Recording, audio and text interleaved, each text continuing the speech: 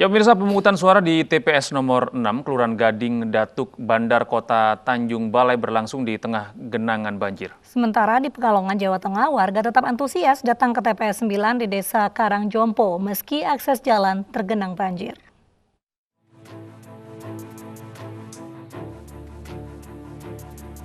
Tempat pemungutan suara atau TPS 6 di Kelurahan Gading, Kecamatan Datuk Bandar, Kota Tanjung Balai tergenang banjir setinggi 15 cm. Meski tergenang banjir, proses pemungutan suara masih terus dilanjutkan panitia.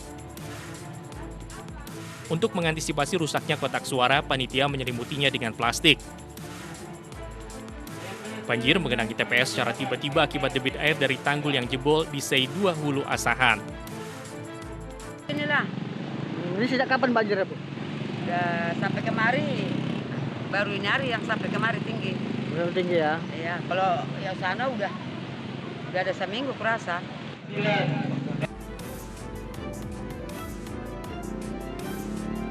Sementara di Kabupaten Pekalongan, Jawa Tengah, banjir air pasang atau rop diperparah curah hujan tinggi masih terus mengenang.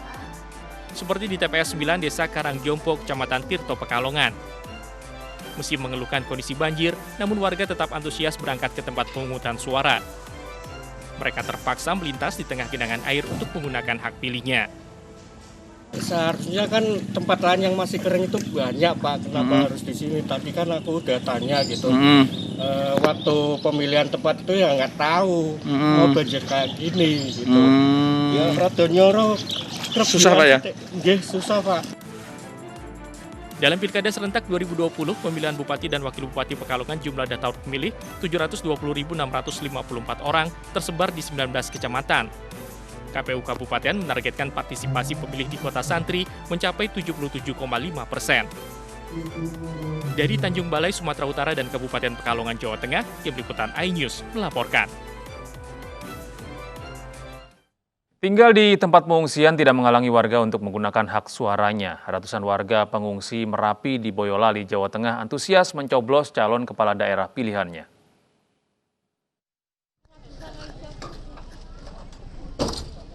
Diangkut dengan mobil bak terbuka, ratusan warga kawasan rawan bencana 3 Gunung Merapi di Selo Boyolali, Jawa Tengah, Rabu pagi dibawa ke TPS untuk mencoblos.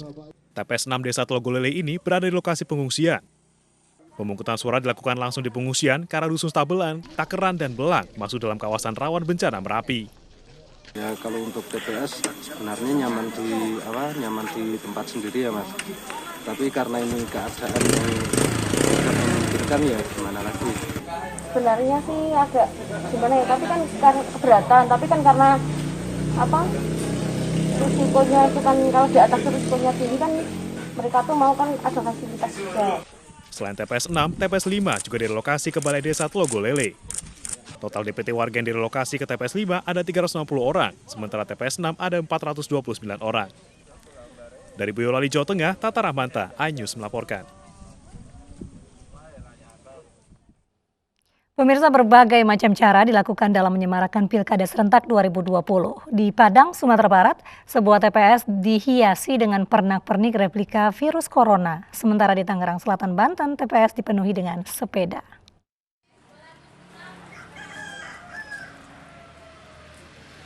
Inilah TPS unik daerah Gadut, Kelurahan Limau Manis Selatan, Kecamatan Pau, Kota Padang, Sumatera Barat. TPS ini dihiasi dengan pernak-pernik replika berupa virus corona. Mulai dari menghias TPS dengan bola berbentuk virus corona hingga kostum Limnas yang menggunakan helm replika virus corona. Tema ini sengaja diambil agar meningkatkan partisipasi pemilih di daerah ini. Biar kita mengingatkan kepada masyarakat corona itu berbahaya dan juga selalu mengikuti protokol kesehatan. Selain itu kita juga ingin masyarakat bisa tertarik untuk datang ke TPS kita untuk memilih karena ada keunikan-keunikan dari pernak-pernik corona ini gitu. Selain itu, salah satu kota di Tangerang Selatan juga menghias TPS mereka dengan unik.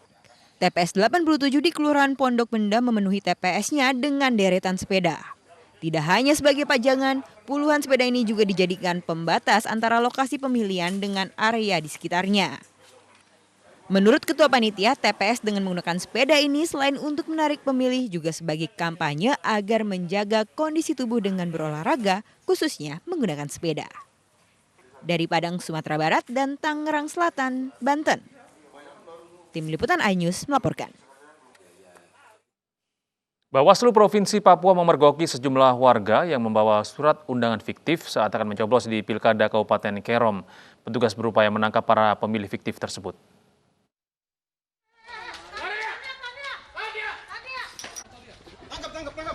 Badan Pengawas Pemilu Provinsi Papua kejar-kejaran dengan pemilih fiktif di Kabupaten Kerom. Mereka kedapatan membawa 10 formulir C6 fiktif menuju TPS. Temuan ini terjadi di TPS Kampung Yuanai, Distrik Arso saat Bawaslu menyidak TPS. 10 orang ditangkap beserta formulir C6 fiktif yang dibawa pelaku.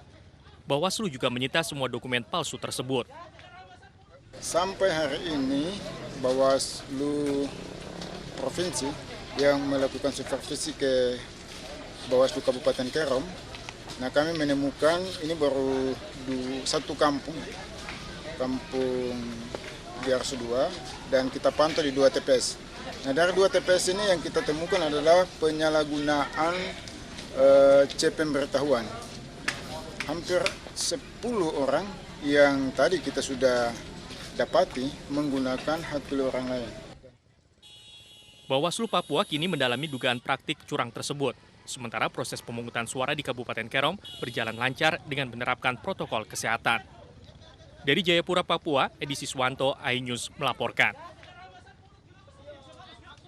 Hujan deras disertai angin kencang merusak 2 tempat pemungutan suara pemilu di Kabupaten Maros, Sulawesi Selatan. Selain di Maros, angin kencang juga merusak TPS di Sumeneb, Jawa Timur.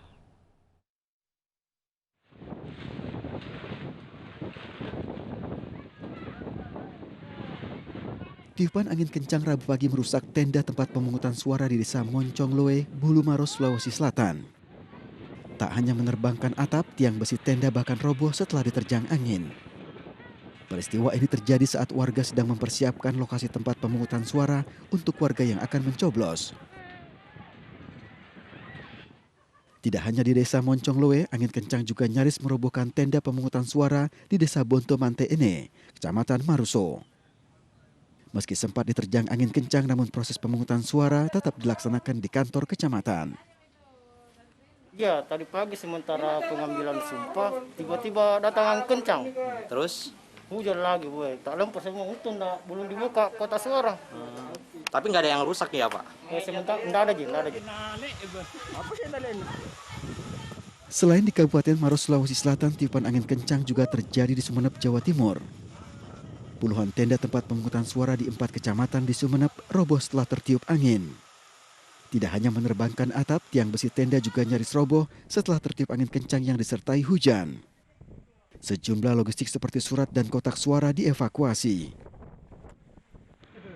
Agar proses pemungutan suara tetap berjalan, petugas TPS memindahkan lokasi pemungutan suara.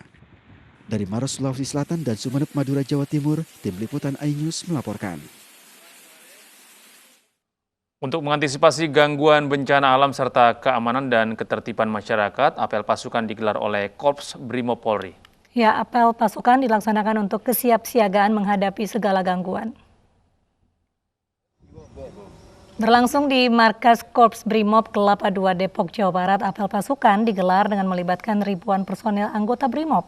Selain untuk kesiapan menghadapi bencana alam, apel pasukan untuk mengantisipasi adanya gangguan keamanan dan ketertiban masyarakat yang dapat terjadi sewaktu-waktu. Apel dipimpin langsung oleh Komandan Korps Brimob Polri, Irjen Pol Anang Revandoko, dengan mengecek seluruh kesiapan personil serta sarana dan prasarana pendukung tugas di lapangan.